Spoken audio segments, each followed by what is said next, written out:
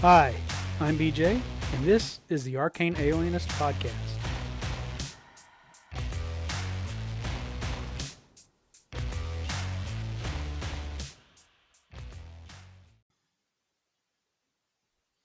All right, we're back for more RPG A Day 2023. We're up to day 13. I'm going to say, I've been doing 2 a day. I'm going to say 14 for the next episode because I think it goes very well with 15. So I'm just going to do 13 and then we'll hit 14, 15, and 16 in the next episode. So this one may be kind of shorter, it maybe go long because this is one that pulls for some great stories. This is the most memorable character demise. You know, I'm pretty good at not getting my character killed as I look back over the years of gaming. I think I've only lost two characters. One of whom got we were high enough level that the party resurrected him. It was the Willowwise, the character that I mentioned earlier. I played an NPC to finish out the adventure, and then when we got back to a resting spot, the group had the resources to resurrect him. Um, he died. Basically he got ambushed by a Barghest, and I rolled poorly, and the DM rolled well, and uh, was killed. Fortunately, the DM didn't enforce the rule on my soul being devoured um, to the point that I couldn't be resurrected, but because in place of that, it was just more of a difficult. Hey, you don't just cast the spell. There had to be a bargain made with the with the goddess of fate, and so he became a little more of he was kind of a happy-go-lucky character before that, and he still remained kind of a fun character, but maybe got a little bit more of an edge to him as a result of that. Um, but he got a boon where as a result, where he could speak to birds, and got an animal companion that was a raven, um, and so it added a little bit of some fun things he could do. Talking to his raven, having his raven talk back, do little funny things I could do with that. But um, so that was the only other character I can think of that I've actually just outlost and didn't get back was in playing in a game of Hyperborea last year, run by Carl Rodriguez, where we had some pre-gen characters um, that we played, and he got it was actually getting very memorable. He got there was sort of a technical death of the party where we uncovered um, a spaceship. Of course, our characters didn't recognize the spaceship with these sort of beings from another dimension that took possession of our bodies, and then we sort of woke up again a year later in another part of the world and had to piece together what had happened to us.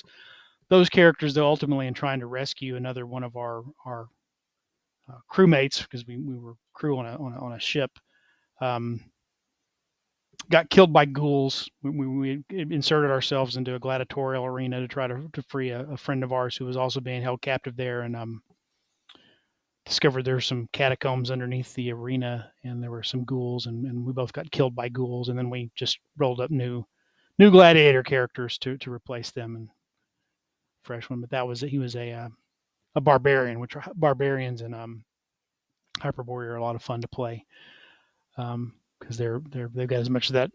They're not berserkers. They're just more very very good at survival, very hardy and good at surviving and enduring things. Of course, my first barbarian didn't survive that ghoul attack, but the new one is still there and ready to go whenever we get back to that game.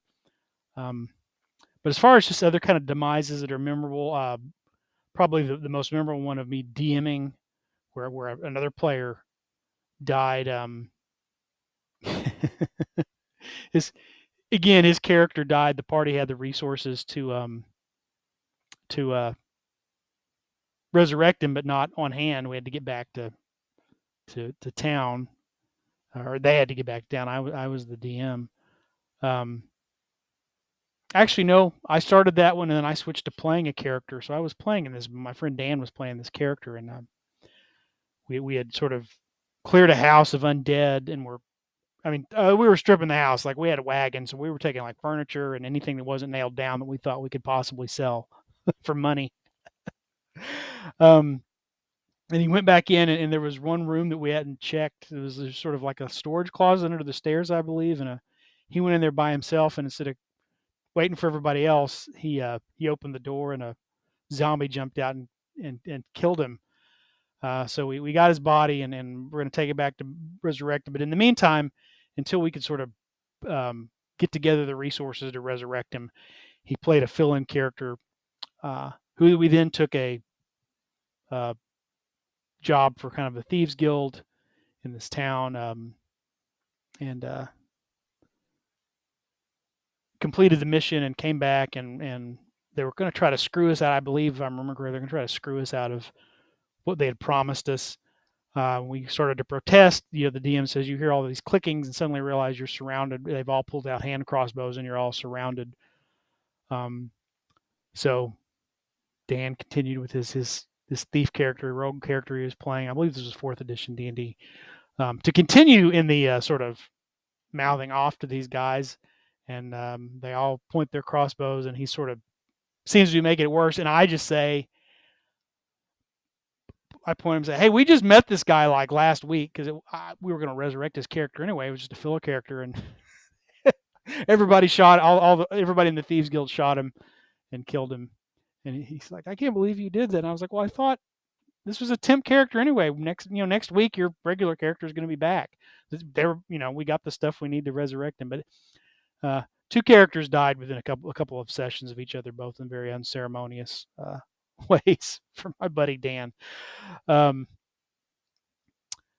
a couple of memorable dragon stories as well. I mentioned one of my favorite characters is my halfling ranger Willow Eyes.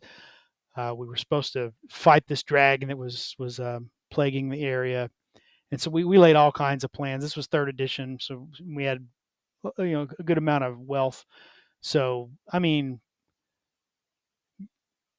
planned every possible thing we could think of. So including laying I can't remember a number of protections on me and the bard in the party, who were the 2 sneaky people, including flying. We were flying, so didn't even have to touch down on the pathway as we went into this dragon's den. We tried to sneak in and just see if it was asleep, see what it was about, maybe see if we could glean a little more information while the rest of the party waited outside. But we get into the cavern, and somehow or another, I'm not sure how, but the dragon was aware of us, and as soon as it saw us, it reared up, and then it just flew out of its lair, leaving us behind. And we were like, "Oh, well, now what? Oh no!" So we fly after the dragon. Of course, it's got a head start, and we emerge to find that it has now exited the entrance to its lair, and it's high in the air and has spotted the rest of the party and is about to dive down towards them. And it's pretty clear from where the dragon is looking that it's identified the party wizard and is going to try to take him out first. So being kind of a jokester that I am, I just kind of just kind of in jest said, "Quick, turn him into a cow." The initiative was such that the wizard was going to get to go before the dragon, and he said, "Well, why not? What have I got to lose?" So he cast polymorph. The dragon fails its save, and it plummets from very high up in the air in the form of a cow, goes splat, and that's the end of the dragon. Of course, it turned back into a dragon when it hit the ground, but it was still enough falling damage to kill the dragon. So it was funny, and it was anticlimactic all at once. So that's probably, I'm looking ahead at day 17, the funniest game you've played. That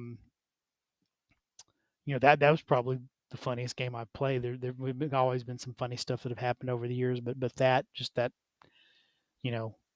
all our plans fell apart. We panicked.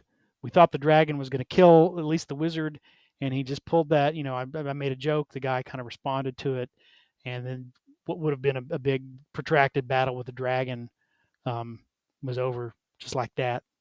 Just again, kind of anticlimactic, but very funny.